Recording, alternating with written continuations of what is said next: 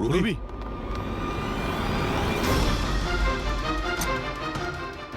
রবি, আচ্ছা, অপরাধী তো আমাদের সঙ্গে ছিল, তাহলে এগুলো করলো কে? তার মানে দুজন রয়েছে। আর দুজনে একই রকমের অপরাধ করছে। রবি, রবি, ঠিক আছো? কি হয়েছিল? স্যার ঠিক ওই রকমই হয়েছে। প্রথমে বাড়ির লাইট চলে গেল, আর তারপর আমার চোখে একটা তীব্র আলো পড়লো, আর আমি অজ্ঞান হয়ে গেলাম। কি? কিন্তু স্যার, এই সব কিছু কিন্তু একটা মেয়ে করছিল। মহিলা? ওখানে ছেলে আর এখানে মেয়ে, ব্যাপারটা কি? কোনো ব্যাপার না, চুল তো কেটে।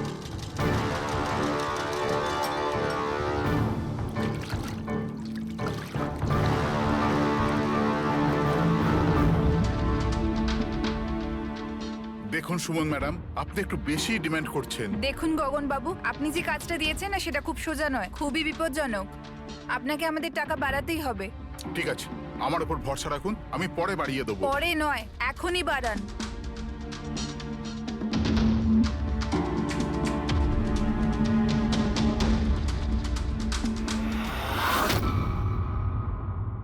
এটা কি গগন স্যার?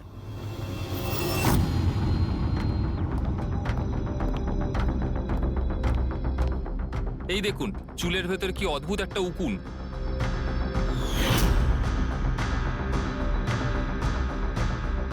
আগে কখনো এরকম উকুন দেখিনি। আর দেখবেও না, কারণ এই উকুনগুলো সিআইডির হয়ে কাজ করে, আর এর নাম হলো মাইক্রোস্কোপিক ট্র্যাকিং ডিভাইস। আর এই জন্যই আমি তোমাকে আমার চুল কাটতে দিয়েছি, যাতে এটার সাহায্যে এখানে পৌঁছতে পারি আর জানতে পারি আসলে ব্যাপারটা কি।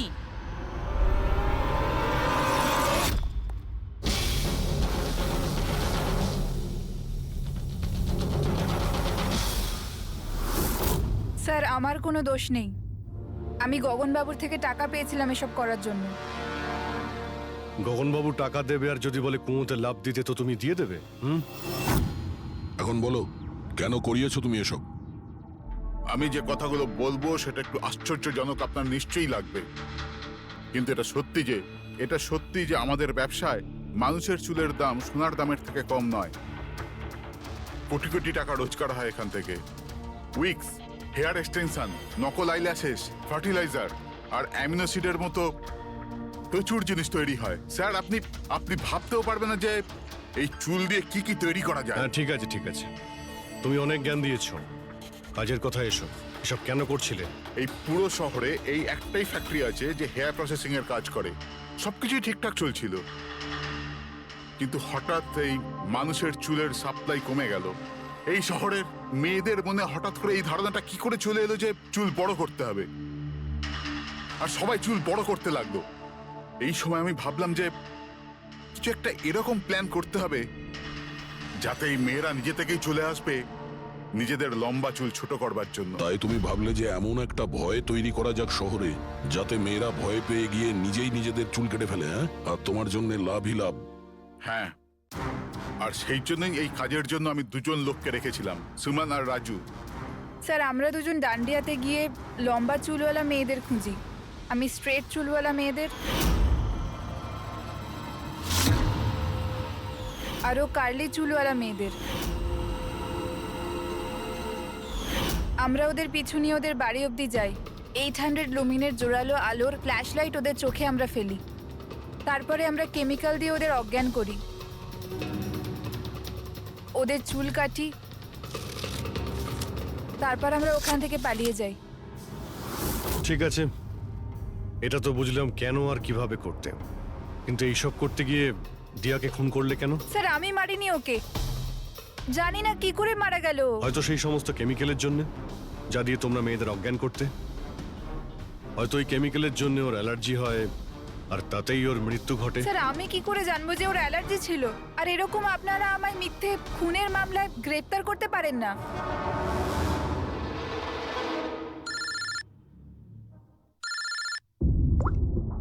হ্যাঁ, ডক্টর সালুকে। অভিজিৎ, আমি ওই মেয়েটার বডিটা টেস্ট করেছিলাম। ভাই, ওর তো জেলোফলিমাস নামের কেমিক্যালের কোনো অ্যালার্জি নেই। ও যে দিয়ার মৃত্যু হয়েছে গলা টেপার কারণে। আরো একটা কথা, আমি ওর ফুসফুসের মধ্যে একটা ফাইবারের টুকরো পেয়েছি, কোনো কাপড়ের ফাইবার। তার মানে এটা পরিষ্কার যে কেউ কোনো কাপড় দিয়ে অথবা কোনো বালিশ দিয়ে ওর মুখটা চেপে ধরেছিল, সেই কারণে ওর নিঃশ্বাস বন্ধ হয়ে গেছে আর মারা গেছে। তার মানে দিয়ার চুল কাটার পরে আর আমাদের পৌঁছানোর আগে অন্য কেউ নিশ্চয়ই ছিল দিয়াদের বাড়িতে, যে দিয়ার মুখটা বালিশ দিয়ে চেপে ধরেছিল আর দিয়া মারা যায়। মানে খুনির এই চুল কাটার সঙ্গে কোনো সম্পর্কই নেই? হ্যাঁ পঙ্কজ, এই খুনি অন্য কেউ, অন্য কেউ। খুনি ওদের দুজনের মধ্যেই কেউ একজন, ওদের দুজনের মধ্যে যাদের দিয়া SOS মেসেজ পাঠিয়েছিল। সমর, তোমার মোবাইল ফোনটা সাইলেন্ট মুডে ছিল, এই জন্য দিয়ার পাঠানো SOS মেসেজ তুমি দেখতে পাওনি। হ্যাঁ স্যার। আর নবীন, তোমার ফোনের ব্যাটারি চলে গেছিল, তাই তো? Right sir. মিথ্যে। স্যার আমরা মিথ্যে কথা কেন বলবো স্যার? তাহলে কি মোবাইল কোম্পানি মিথ্যে কথা বলছে? হ্যাঁ, এটা ওদেরই রিপোর্ট। এই রেকর্ড অনুযায়ী পরিষ্কার বোঝা যাচ্ছে যে তোমরা দুজন তোমাদের বাড়িতে ছিলে না। স্যার আমি আমার বাড়িতেই ছিলাম স্যার। আবার মিথ্যে, মিথ্যে বলছো তুমি। তুমি রাধিকার বাড়িতে ছিলে, রাধিকার বাড়িতে। রাধিকা? স্যার আমি কোনো রাধিকাকে চিনি সেই না। রাধিকা তোমার দ্বিতীয় গার্লফ্রেন্ড, যার জন্য তুমি দিয়ার সঙ্গে ব্রেকআপ করতে চাইছিলে। ওহো, আমরা কি করে জানতে পারলাম? সেটা আসলে এই ডায়েরির জন্য, দিয়ার পার্সোনাল ডায়েরি। চিনতে পারলে? এর মধ্যে ওর সব কথা লেখা রয়েছে। তোমায় খুব ভালোবাসতো, তাই না? অতটাই ভালোবাসতো যতটা নবীন ভালোবাসতো দিয়াকে। কি? নবীন তুই দিয়াকে ভালোবাসতিস? হ্যাঁ, এত ভালোবাসতো যে সবসময় দিয়ার সিকিউরিটির কথা চিন্তা করতো, আর সেই কারণেই ও ওকে এই পেন্ডে টেনে দিয়েছিল। আর SOS মেসেজ পাওয়ার পরে ও খুব তাড়াতাড়ি ওর বাড়িতে পৌঁছেছিল। তো নবীন সেই রাতে কি হয়েছিল সেটা তুমি বলবে নাকি আমরা বলবো? স্যার ওই রাতে দিয়া দিয়া দিয়া দিয়া ওঠো, দিয়া জল, দিয়া দিয়া দিয়া ওঠো, দিয়া দিয়া তুমি ঠিক আছো? দিয়া এসব কে করেছে? তোমাকে কে বেঁধেছে? সমর কোথায়? কি বললে তুমি? সমর কোথায়? আমি আমার সব কাজ ছেড়ে তোমার কাছে ছুটে চলে এলাম, আর তুমি এখন বলছো সমর কোথায়? SOS মেসেজ তো ও পেয়েছে, তাহলে ও সাহায্য করতে কেন এলো না যখন তোমার ওকে সব থেকে বেশি প্রয়োজন? দিয়া শোনো, যদি এই দুনিয়ার সব থেকে বেশি কেউ তোমায় ভালোবাসে, তবে শুধু সেটা আমি, আর কেউ নয়, সমরও নয়। নবীন, আমি তোমার ভাবনাকে সম্মান করি, কিন্তু আমি তোমাকে ভালোবাসি না। প্লিজ এইসব ছাড়ো, আর প্রথমে আমাকে খোলো আর পুলিশকে ডাকো। মনে হচ্ছে কেউ আমার চুল কেটে দিয়েছে। কেটে যাওয়া চুল তো আর ফেরত পাবে না, কিন্তু ভেঙে যাওয়া হৃদয় দ্বিতীয়বার আর জুটতে পারে না। নবীন, নবীন কোথায় যাচ্ছ? নবীন, কি করছো নবীন? নবীন, নবীন! যদি আমি দিয়াকে এত না ভালোবাসতাম, তাহলে আমি হয়তো ওর প্রাণও নিতাম না। ভালোবাসা, যাকে তুমি ভালোবাসা বলছো সেটা ভালোবাসা নয়, স্বার্থপরতা। যদি তুমি দিয়াকে সত্যিই ভালোবাসতে, তাহলে ওর খুশিটাকেই তুমি নিজের খুশি মনে করে নিতে, কিন্তু না, তুমি শুধুমাত্র ওকে পেতে চেয়েছিলে, ব্যাস। নিজের ভালোবাসা বাঁচাতে সবাই নিজের প্রাণ পর্যন্ত দিয়ে দেয়। ভালোবাসার গলা টেপে না, ভালোবাসার মিথ্যে নাটকে তোমাকে খুনি তৈরি করেছে। নিজেরই ভালোবাসাকে তুমি খুন করে দিয়েছো, মেরে ফেলেছো দিয়াকে। তোমার হয়তো ফাঁসিই হবে।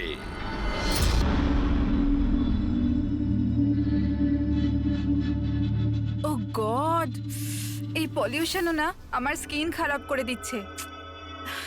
এই দেখো পিম্পল বেরোচ্ছে। উফ।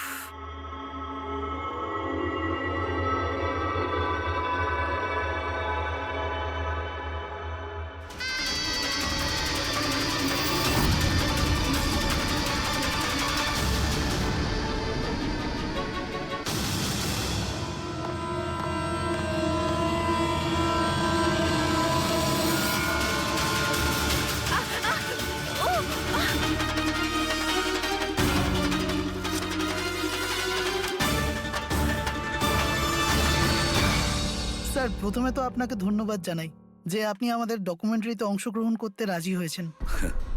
স্যার যেমনটা আপনি জানেন আমরা আমাদের ডকুমেন্টারির সাহায্যে সিরিয়াল কিলারদের সাইকোলজি মানে এদের মনোবিজ্ঞানকে ভালোভাবে জানার চেষ্টা করছি।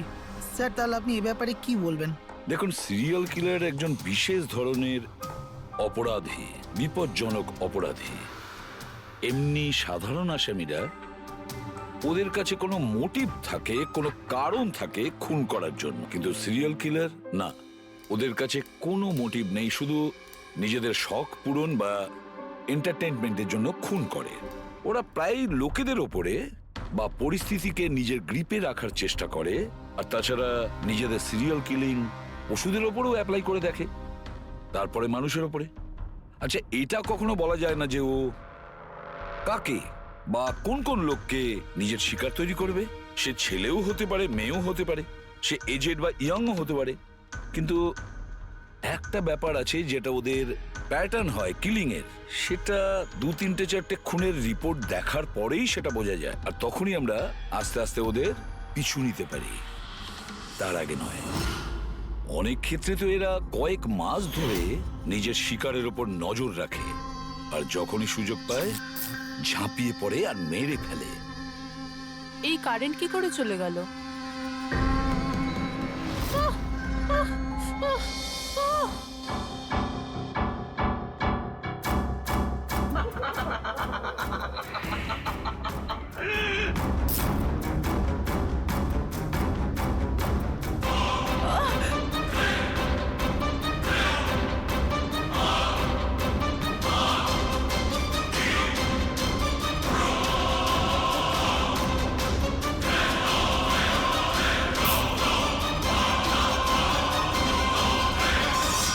ওহ গড, এই কারেন্টটা এখনই যাওয়ার ছিল।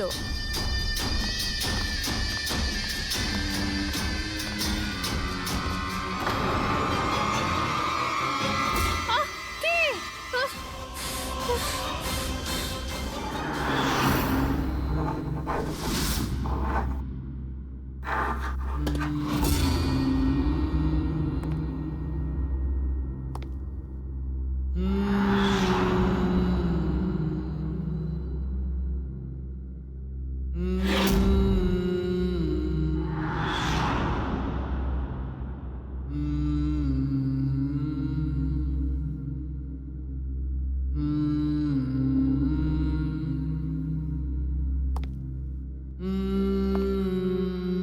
অনেকবার দেখা গেছে খুনিরা ভিকটিমের জিনিসও সঙ্গে নিয়ে গেছে। ভিকটিমকে খুন করার পরে হয়তো নিজের জয়ের মেডেল ভেবে, যে কোনো জিনিসই হতে পারে। কোনো মহিলার ঝুমকো দুলও হতে পারে বা আংটিও হতে পারে, আবার কোনো নখও হতে পারে, এমনকি ভিকটিমের চুলও হতে পারে, মাথার চুলও।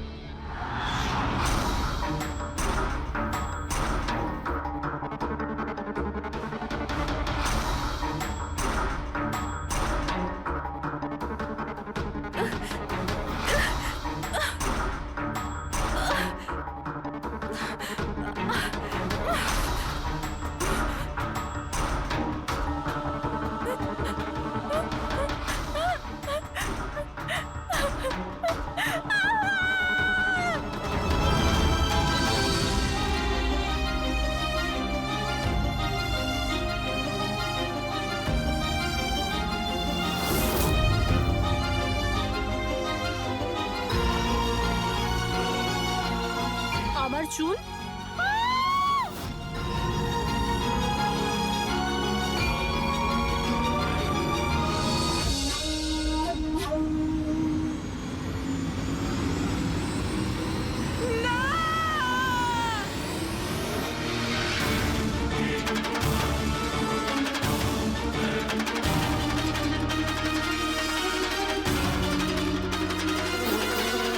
Serial killers এরা সবসময়ই একা থাকতে পছন্দ করে, ওদের কোনো বন্ধু হয় না। তাই অন্যদেরকে, এমন লোকেদেরকে এড়িয়ে চলতে হবে যাদের হাব ভাব বা চাল চলনে একটু অন্যরকম, কিছু অদ্ভুত ধরনের আচরণ দেখা যায়। তা সত্ত্বেও ব্যাপারটা হলো, সিরিয়াল কিলার থেকে বাঁচতে হলে আমাদেরকে সাবধানে থাকতে হবে।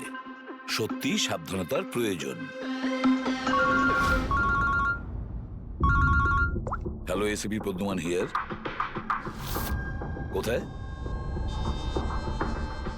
ঠিক আছে, আমরা এখনই পৌঁছচ্ছি। Okay, thank you.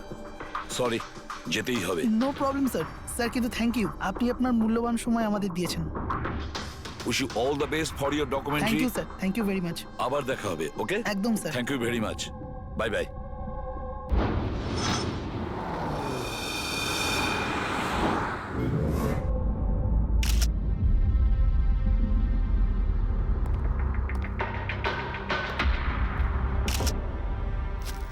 নিয়ে যাও। সালুকে দেখে কি মনে হচ্ছে?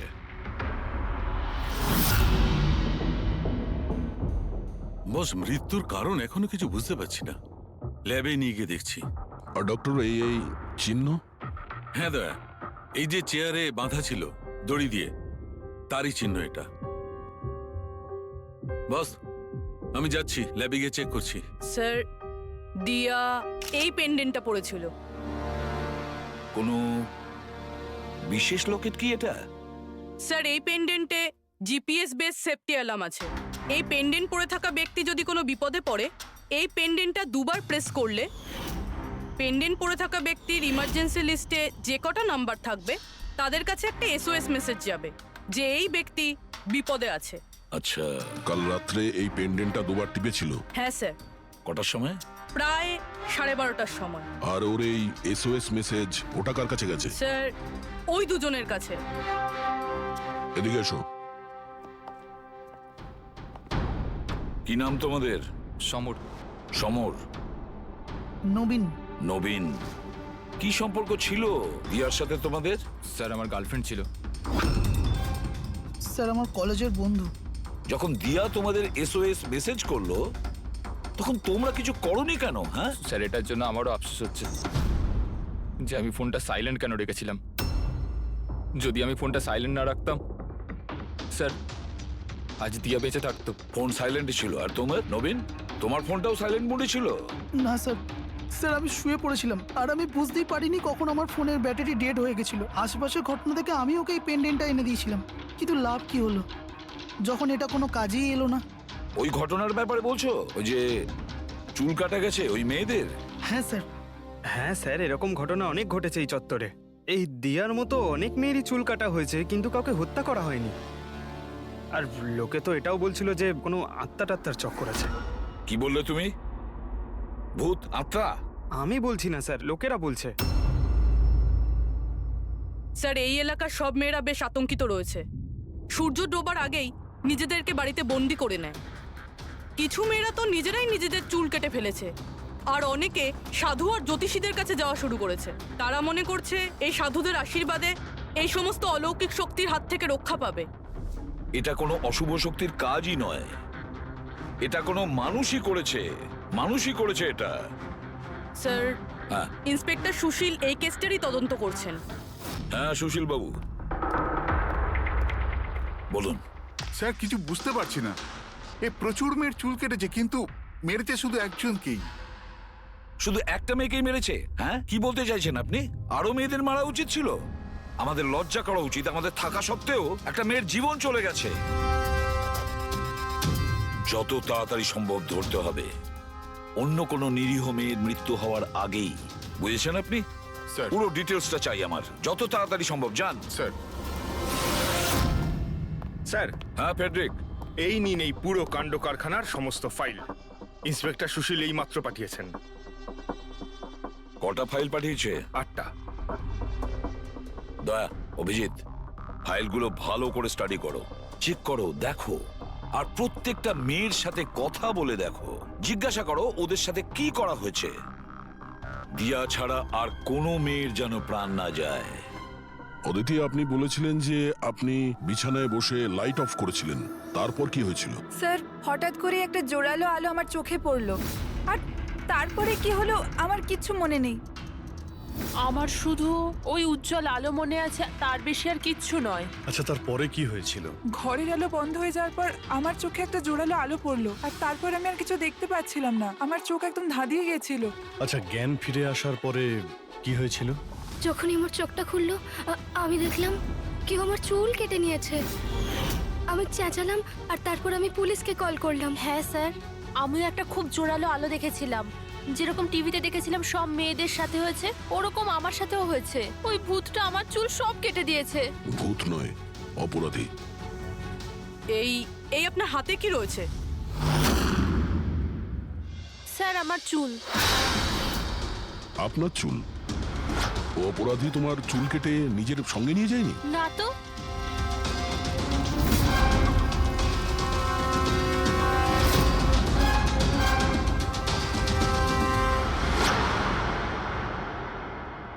অদ্ভুত একটা ব্যাপার, এই আসামি যে যে মেয়ের চুল কেটেছে সেই চুলগুলো নিজের সঙ্গে নিয়ে গেছে, কিন্তু এই 4টে মেয়ের চুল কেটে চুলগুলো বাড়িতেই ফেলে গেছে। এটা কেন আসামি করলো আর কেন? স্যার, হতে পারে যে ওদের ওপর হামলা হয়নি, ওরা এগুলো এই নিউজে দেখেছে, তাই পাবলিসিটির জন্য এমন ভাব দেখাচ্ছে যে ওদের ওপরেই হামলা হয়েছে। স্যার, দুটো মেয়ের মানসিক অবস্থা খুব একটা ভালো নেই। ওদের ভুল ধারণা হয়েছিল ওদের সঙ্গে এরকম কিছু হয়েছে, কিন্তু সেরকম কিছু হয়নি। তার মানে শুধু 4টে মেয়ের ওপরে হামলা হয়েছে? অদিতি, বাণী, চিত্রা আর ঈশা। Yes sir. একটা কাজ করি, আমরা আবার নতুন করে শুরু করি যেখান থেকে এসব শুরু হয়েছিল। ক্রাইম লোকেশনের ফটোগ্রাফ, প্রমাণ, যা কিছু পাওয়া গেছে ওখান থেকে সব কটা ভালো করে চেক করো দ্বিতীয়বার।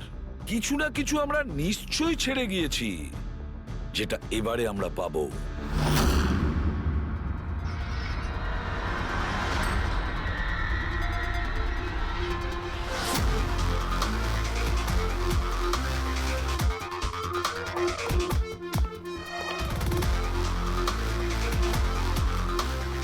অদিতি, বাণী,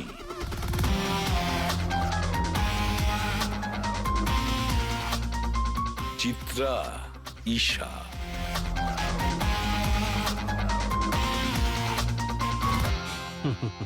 পেয়ে গেছি স্যার। হ্যাঁ স্যার, ঈশার বাড়িতে যে মোমবাতি ছিল তার মধ্যে এই ফিঙ্গারপ্রিন্টটা পেয়েছি। এটা আসামির হতে পারে স্যার।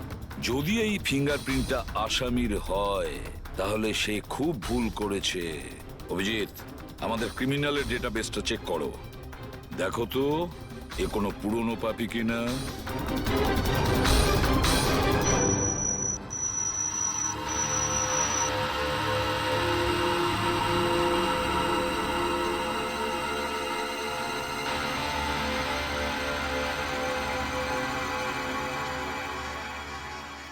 স্যার, হ্যাঁ বলো। স্যার, এ তো পুরনো পাপি, কিন্তু 17 বছর বয়স। 17 বছরের? হ্যাঁ স্যার, এই 17 বছরের বাচ্চাটা কুনাল, আর কয়েক মাস আগেই মদ খাওয়ার অপরাধে আন্ডার এজ ড্রিঙ্কিং এর জন্য একে গ্রেপ্তার করা হয়েছিল। মাত্র 17 বছরের ছেলে এইসব কাজ করছিল?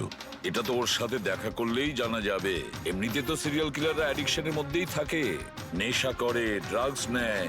এ থাকে কোথায়? স্যার, এ চুনাপট্টিতে থাকে। চুনাপট্টি?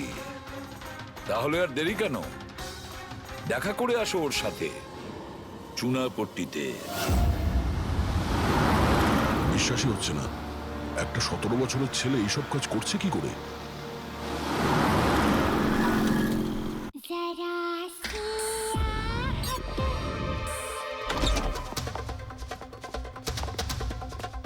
কুনাল। হ্যাঁ, আপনারা কে? সিআইডি। সিআইডি? তোমার লজ্জা করে না? পড়াশোনা করার বয়সে এইসব করছো? হ্যাঁ, কি স্যার? কে এসেছে কুনাল? আরে স্যার, আপনারা?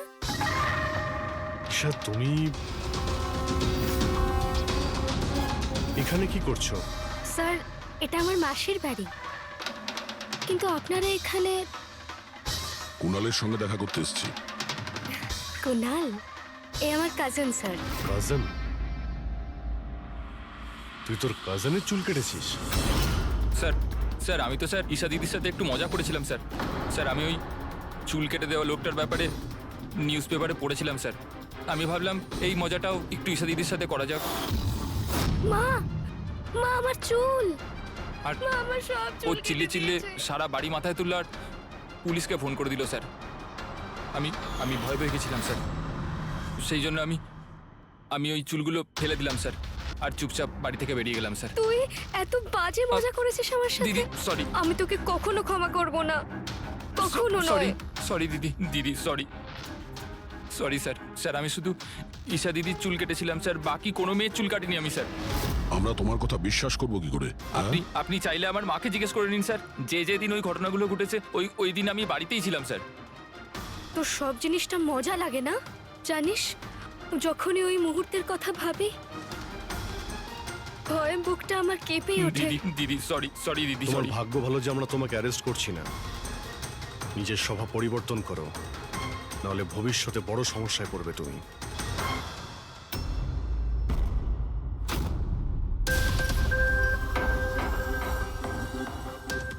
সমস্ত সিরিয়াল কিলার বা সিরিয়াল অ্যাটাকার নিজের ভিকটিমকে একটা প্যাটার্নে চুজ করে। হ্যাঁ ঠিকই বলেছো দয়া। হ্যাঁ এরকমই তো হয়। তোমার মনে আছে তো দয়া ওই কেসটা, যেখানে কিলার 40 থেকে 50 বছরের মাঝে বিজনেসম্যানকে চুজ করেছিল নিজের শিকার করার জন্য? হ্যাঁ স্যার, একটা কেসে স্যার সিরিয়াল কিলাররা তাদেরই টার্গেট করতো যাদের কাছে লাল গাড়ি আছে।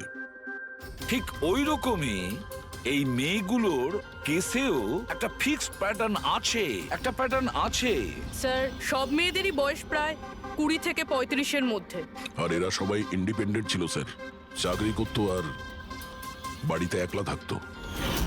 সবচেয়ে ইম্পর্টেন্ট কথা, প্রত্যেকের চুল কিন্তু লম্বা ছিল। ছোট চুল আছে এরকম কোনো মেয়েরই চুল কাটা হয়নি। সেটাই তো মেন প্যাটার্ন, লম্বা চুলওয়ালা মেয়েদেরইও বেছে নিত। কিন্তু স্যার এর মধ্যেও কোনো বিশেষ পছন্দের ছিল না ওর। এই বানি আর দিয়া ওদের কোকড়ানো চুল ছিল, অদিতি আর চিত্রা ওদের চুল সোজা ছিল। এই যে সিরিয়াল কিলাররা হয় না স্যার, ওরা স্পেসিফিক হয় নিজের পছন্দের বিষয়ে। হ্যাঁ একটা ব্যাপার কমন, এই সব মেয়েদের পাশেও ক্যান্ডেল রেখে গেছে। হ্যাঁ এই নটটা দয়া, একটা ব্যাপার নোটিশ করেছো তুমি? কি হয়েছে স্যার? এই নোটস গুলো দেখো, অদিতি আর চিত্রাকে যেভাবে বেঁধেছিল চেয়ারের উপর, নোটস গুলো দেখো। এখানে এক রকমের নোটস, আর দিয়া আর বাণীকে যেভাবে বেঁধেছিল এই নোটস গুলো একেবারে আলাদা। দয়া, যে নোটস দিয়ে দিয়া আর বাণীকে বাঁধা হয়েছিল এই নট গুলোকে বোলাইন নট বলে। বোলাইন নট যেরকম টাইয়ের হয় না, আর এই নট গুলোকে বলে triple barrel not. Triple barrel not. কেউ কাউকে যদি বাঁধে স্যার, তাহলে তো একই রকম গিট ব্যবহার করবে, কিন্তু ও দু ধরনের গিট ইউজ করেছে। এটা মনে হচ্ছে যে আমাদের ভুল বোঝানোর চেষ্টা করছে, কিংবা এর মানসিক পরিস্থিতি ঠিক নয়, স্কিউজোফেনিক আছে ওর। হ্যাঁ কিন্তু দয়া, সবার আগে আমাদের এটা জানতে হবে ও শিকারগুলো বাছে কি করে আর কখন বেছে নিত, আর ও শিকার বেছে নিত কোন জায়গায়। হয়তো সব মেয়েরা একই অফিসে চাকরি করত, একই জিমে যেত বা একই বিউটি পার্লারে যেত। কোনো না কোনো একটা সূত্র নিশ্চয়ই আছে, আর যেটা এদের সবাইকে এক করে দিয়েছে। কিন্তু কি? স্যার এই দিয়ার বন্ধু সমর আর নবীন, ওদের বক্তব্য যে রাতে দিয়া খুন হয় ওই রাতে ওরা নাকি ডান্ডিয়া খেলতে গেছিল প্রেমাল গ্রাউন্ডে। প্রেমাল গ্রাউন্ড? হ্যাঁ স্যার, চিত্রা ওখানেই গেছিল ডান্ডিয়া খেলতে, যেই রাতে ওর চুল কাটা হয়েছিল। অদিতি আর বাণী, খোঁজ নাও তো পঙ্কজ যে ওরা প্রেমাল গ্রাউন্ডে।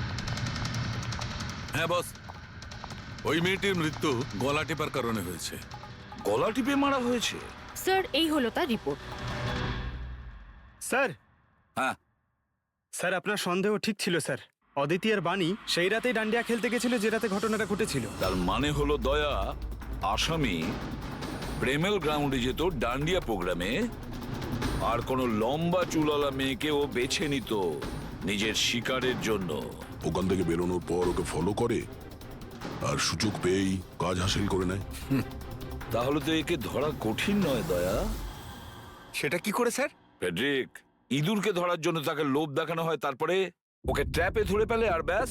ঠিক ওই রকমই শিকার ঠিক ঘুরে ফিরে আসবে প্রেমল গ্রাউন্ডে ডান্ডিয়া প্রোগ্রামে, আর আমরা তার অপেক্ষা করব। কিন্তু স্যার নবরাত্রি তো শেষ হয়ে গেছে, তাহলে পরের বছরের জন্য ওয়েট করতে হবে। নবরাত্রি শেষ হয়ে গেছে তো কি হয়েছে, ডান্ডিয়ার প্রোগ্রাম আমরা নিজেরা অ্যারেঞ্জ করব, পুরো এরিয়াতে অ্যাডভার্টাইজমেন্ট করব, ব্যানার লাগাবো। আর এইবার আসামির জন্য শিকার আমরা তৈরি করব, আমরা। কিভাবে স্যার? সিম্পল ব্যাপার ফেডরিক। এবারে ডান্ডিয়ার প্রোগ্রামে থাকবে একজন লম্বা কোকড়ানো চুলওয়ালা মেয়ে, আর দ্বিতীয় একটি মেয়েও থাকবে, লম্বা সোজা চুলওয়ালা একটি মেয়ে।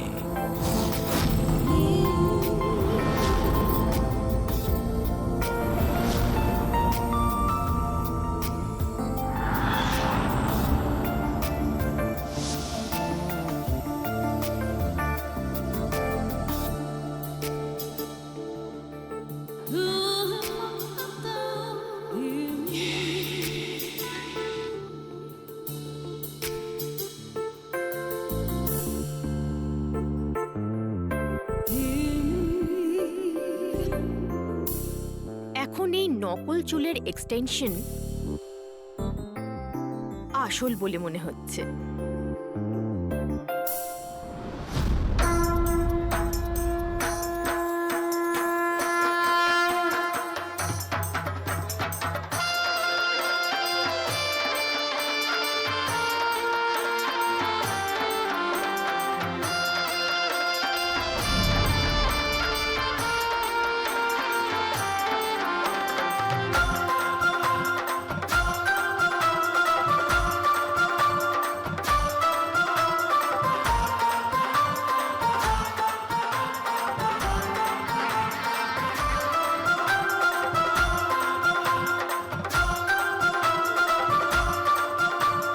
হ্যাঁ অভিজিৎ, সবকিছু ঠিক আছে?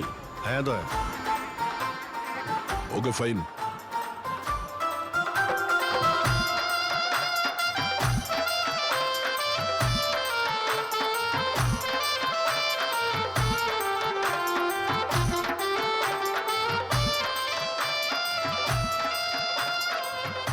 High ma'am. হাই। ওয়াও, আপনি তো খুব সুন্দরী। আপনার মেকআপ খুব সুন্দর হয়েছে, স্পেশালি আপনার কার্লি হেয়ার খুব সুন্দর লাগছে। Thank you. You welcome.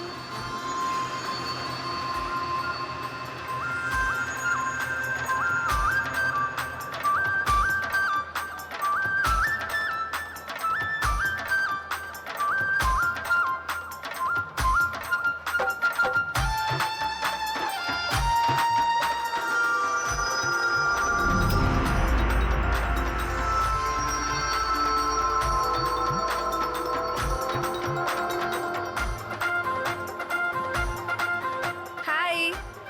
High. আপনার ড্রেসটা খুব সুন্দর। Thank you. তোমার ড্রেসটাও খুব সুন্দর। Oh thank you. তবে আপনার চুলটা খুব সুন্দর।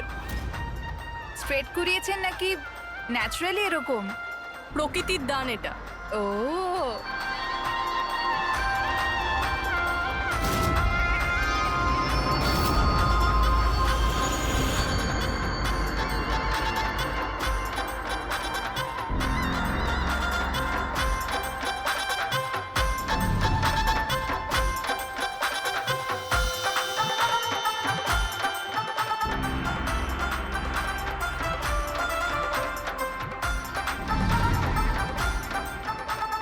শোনো, আমার পাশে একটা ছেলে ডান্স করছে, একটু গন্ডগোলের মনে হচ্ছে।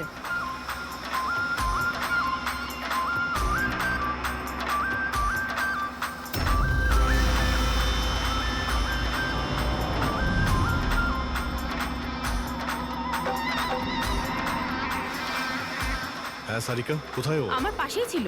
এখানে ছিল, তাহলে গেল কোথায়?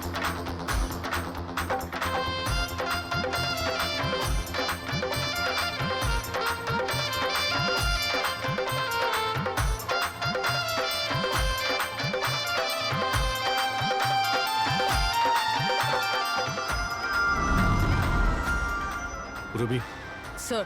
তুমি যাও, আমি তোমার পিছনেই আছি, ডোন্ট ওয়ারি। Okay sir.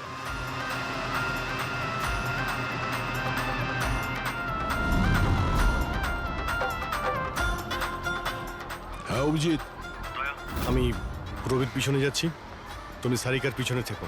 ওকে আমি সারিকার পেছনে যাচ্ছি। ওকে।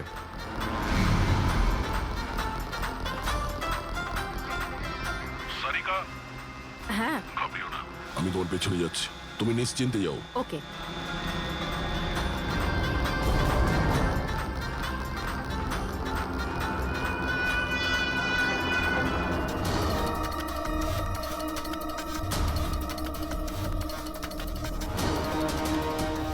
ওফো, এখানে তো কোনো অটো বা ট্যাক্সি কিছুই পাচ্ছি না। মনে হচ্ছে বাড়ি পায়ে হেঁটেই যেতে হবে।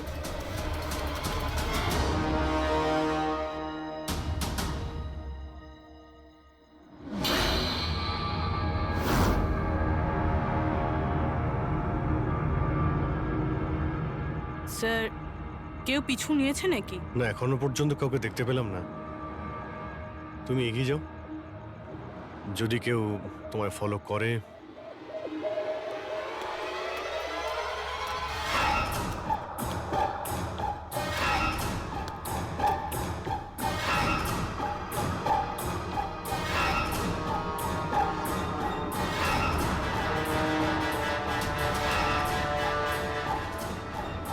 দয়া, আমার মনে হয় কেউ আমাকে ফলো করছে। কাউকে দেখতে পাচ্ছো? না সারিকা, অল ক্লিয়ার। ওকে।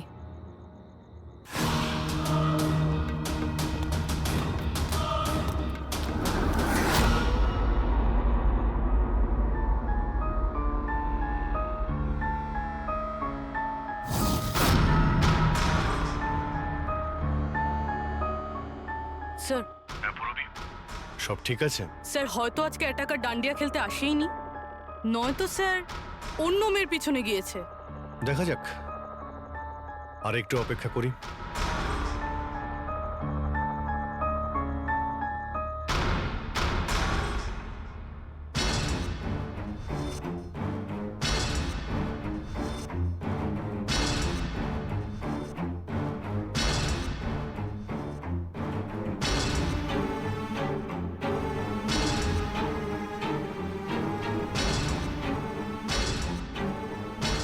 সারিকা সব ঠিক আছে? সারিকা, কি হলো? মনে হচ্ছে সারিকার উপর অ্যাটাক হয়েছে। সারিকার উপরে অ্যাটাক হয়েছে পুরবি, আমি ওখানে যাচ্ছি। স্যার, আমিও আসছি।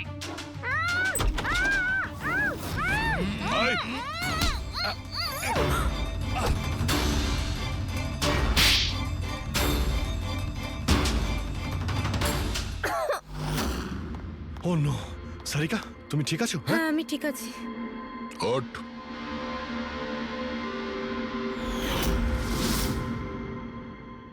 আরে, এ তো ওই ছেলেটা যে ওখানে ছিল।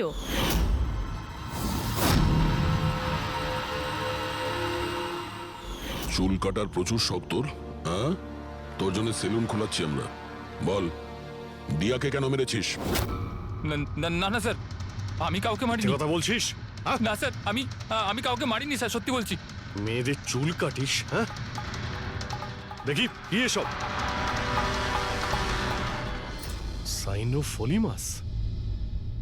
সাইনোফোলেমাস? এটাতে তো মানুষ বড় জোর সেন্সলেস হতে পারে, মরে যেতে পারে না। স্যার আমি বলেছিলাম তো স্যার, আমি কাউকে মারিনি। আমি শুধু মেয়েদের অজ্ঞান করবার জন্য এটা ব্যবহার করতাম, যাতে করে ওদের চুলগুলো ভালোভাবে কাটতে পারি। দিয়াকে মেরেছিস কিভাবে, হ্যাঁ? স্যার আমি মারিনি স্যার, বিশ্বাস করুন আমি মারিনি। আচ্ছা সারিকা, আচ্ছা এটা কি পসিবল যে এই কেমিক্যালস দিয়ে দিয়ার খুন হতে পারে? যদি ওর এতে অ্যালার্জি থেকে থাকে তাহলে সেক্ষেত্রে ওর মৃত্যু হতে পারে, আদারওয়াইজ। তাহলে দেখো একবার টেস্ট করে কি জানতে পারা যায়। হ্যাঁ, টেস্ট করে দেখছি। আর তুই চল, তোর বিরুদ্ধে চুল কাটা হবে, চল। আচ্ছা, পুরবি কোথায়? ওর তো এখানে আসার কথা ছিল। পুরবি তো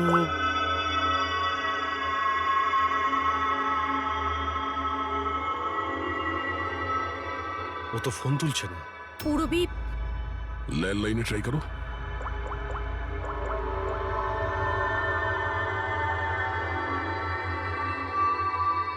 রিং হয়ে যাচ্ছে।